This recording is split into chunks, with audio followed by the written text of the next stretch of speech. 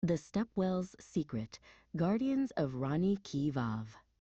The air in Patan hung thick and still, heavy with the promise of a monsoon that refused to arrive. Asha and Vihaan stood beside their Nani at the entrance to Rani Ki Vav, the queen's stepwell. It wasn't a normal well, but a magnificent inverted temple dug deep into the earth. 7 levels of breathtakingly intricate carvings descended into the shadows, but where there should have been shimmering water, there was only dry, cracked earth. The prayers for rain are in 2 days. Nani sighed, her voice laced with the town's collective worry. But the Vav has fallen silent. The lower galleries are completely dry. An old man with a kind, wrinkled face and a white turban approached them, leaning on a wooden staff. It was Banabai, the Stepwell's lifelong caretaker. "The heart of the Vav is weak, Nani Ben," he said, his voice raspy like dry leaves. "I remember when the water would sing as it trickled down the terraces, keeping the air cool even on the hottest days. Now there is only silence." He looked at the sky, as if pleading with the clouds himself. Nani placed a comforting hand on his arm, sharing his sorrow. Vihaan, ever the explorer, immediately clambered down the first flight of steps. But Asha lingered at the top. She was drawn to the thousands of sculptures that adorned the walls. Apsaras, goddesses, and warriors seemed frozen in a timeless dance. As she looked closer, she noticed something odd.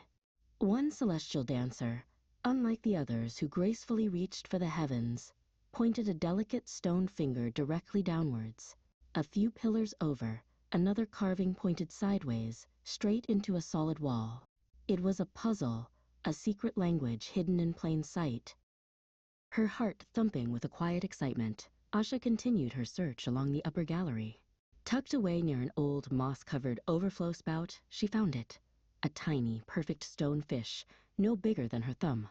It was carved so low it was almost hidden. Fish meant water. But why here, so far from the main well shaft? "Vihaan," she called, her voice echoing in the vast space. "Come see. I think these are clues. I don't think the well is broken. I think it's just lost its way." Vihaan's skepticism melted away. A treasure hunt. Together they descended into the cool, silent depths of the Vav, the air growing colder with each of the 7 terraces they passed. Down on the final, deepest level, where the great well shaft plunged into darkness, they felt a faint inscription on the wall. Asha used the light from her Nani's old phone to illuminate the letters. It was a riddle. Count 7 lotuses to find the sleeping stream. 7 lotuses, Vihaan whispered. They scanned the walls of the 7th terrace, their fingers ghosting over the ancient stone. They found them on a decorative panel, a column of 7 blooming lotus flowers. The first 6 faced up, but the 7th and final lotus pointed sideways. Following its direction, they came to a beautiful, shaded corridor, ending in a decorative archway, a toran. It seemed to be a dead end, but pushing aside a curtain of dry vines, they found it. A small side inlet, completely choked and sealed with a plug of hardened silt and tangled roots. They scrambled back up the steps, their feet flying, ready to share their discovery. But as they emerged into the sunlight, they saw the sky had turned a sickly yellow-brown. A fierce wind howled, whipping up a blinding dust storm. Sand and leaves swirled violently, scouring the courtyard and pouring down into the stepwell, burying their hopes under a fresh layer of debris.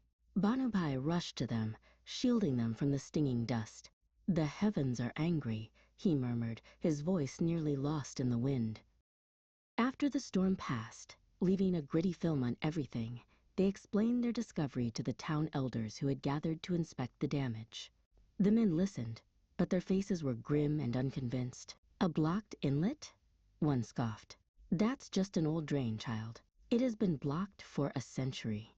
Another added, "We need a true monsoon, a miracle from the gods, not children playing games in the dirt." Defeated, Asha and Vihaan watched them walk away, their shoulders slumped.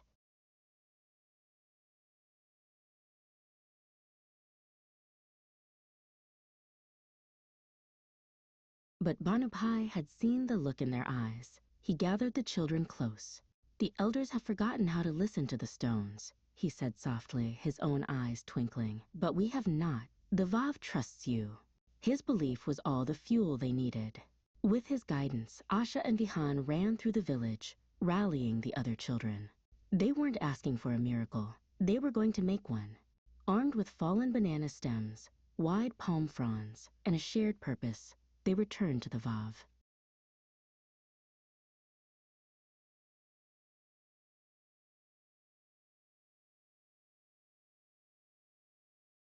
Just then, a single fat drop of rain hit Asha's forehead. Then another. The sky opened, not in a downpour, but a soft, hesitant drizzle. It was now or never. The children worked as a frantic, unified team. They swept paths clear of leaves with the palm fronds. They laid the banana stems down end to end, creating a network of small gutters to guide the precious rainwater from the courtyard towards the hidden inlet. With sturdy sticks as levers, they all dug and pushed at the hardened silt. With a final, muddy pop, it came free.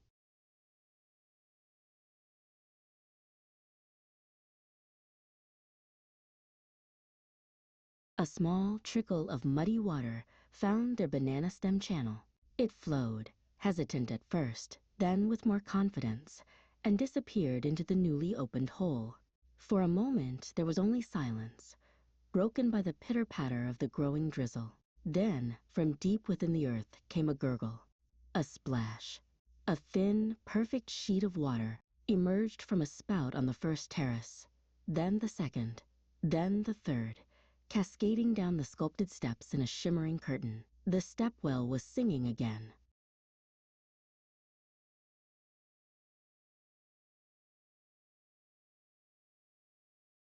Drawn by the impossible sound of running water, the townspeople emerged from their homes.